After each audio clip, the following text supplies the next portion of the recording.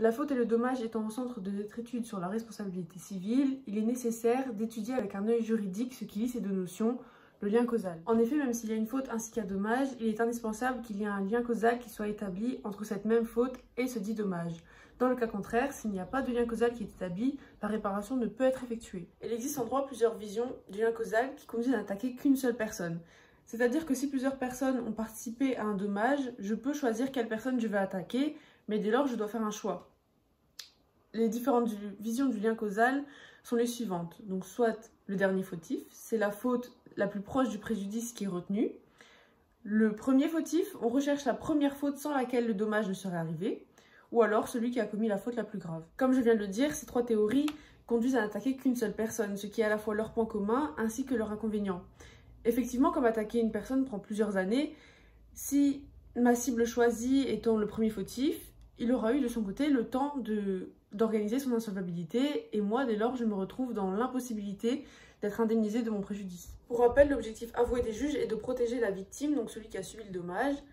Dès lors, le fait pour la victime de n'avoir seulement une seule cible, ça lui donne moins de chances de pouvoir être indemnisée. Ainsi, la Cour de cassation a formulé une théorie appelée l'équivalence des conditions. Ma vidéo sera centrée sur cette théorie qui permet d'engager la responsabilité de toute personne qui a commis une faute sans laquelle le dommage ne se serait passé tel qu'il s'est passé. En d'autres mots, ça permet à la victime d'agir contre toute personne qui a commis une faute, donc qui a participé même un peu à la réalisation du préjudice de la victime. Suite à des recherches afin de mettre en lien cette théorie avec une situation concrète, une jurisprudence adéquate permettrait une meilleure compréhension de la théorie de l'équivalence des conditions.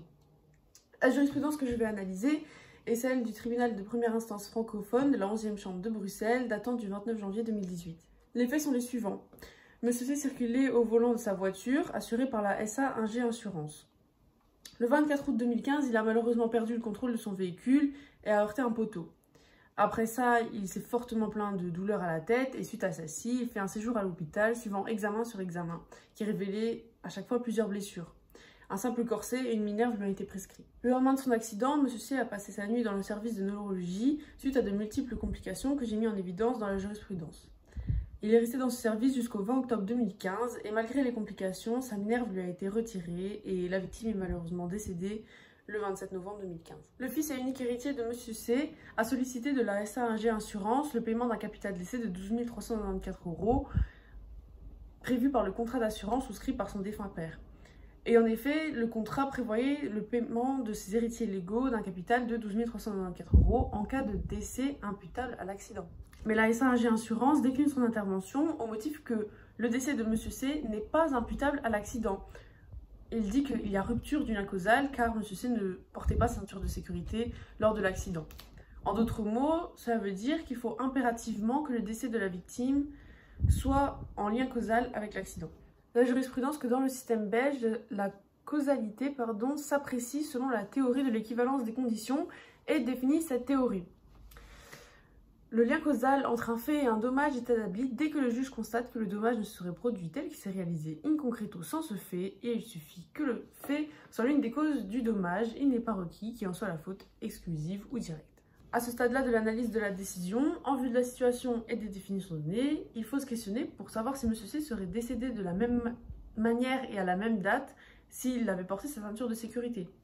Pour ce faire, il lui analyse des visites médicales du 1er janvier 2015 jusqu'à la date de l'accident et il figure dans l'anamnèse de l'hôpital de Namur les antécédents de la victime, mais rien n'indique que M. C présentait des troubles respiratoires ou une fragilité cardiaque qui aurait entraîné son décès à très court terme. Mais dans le rapport du 12 mai 2016, l'insuffisance respiratoire de la victime n'a pas été constatée lors de son admission, mais le lendemain, donc juste après le placement de sa minerve et de son corset thoracique.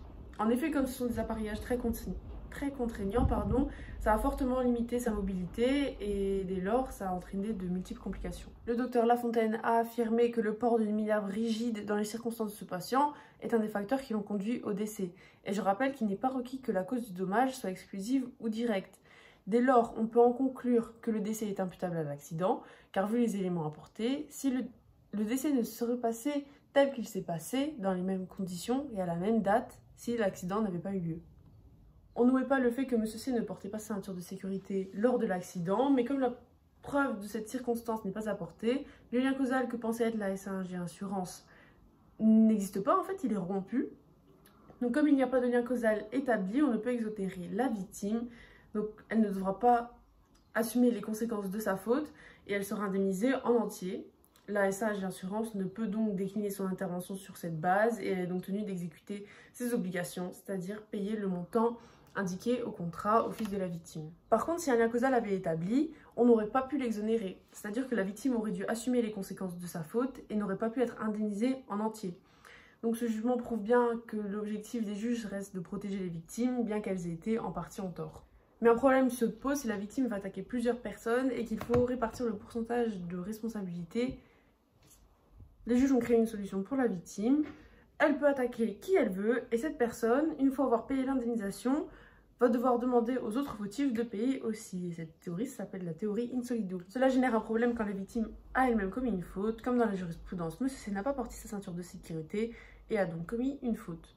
Donc la théorie de l'alternative légitime consiste en le fait que le juge gomme la faute de la victime et va réfléchir à la responsabilité comme si elle n'avait pas commis de faute. Il existe dans cette théorie deux théories sous-jacentes. Donc soit l'alternative légitime par disparition, donc qui consiste en le fait de prendre la faute et à en rayer le comportement fautif. Donc ça consiste à dire en gros dans la jurisprudence que M. C n'était pas là, et n'était pas là lors de l'accident, il n'était pas au volant de sa voiture. Ou alors l'alternative légitime par substitution.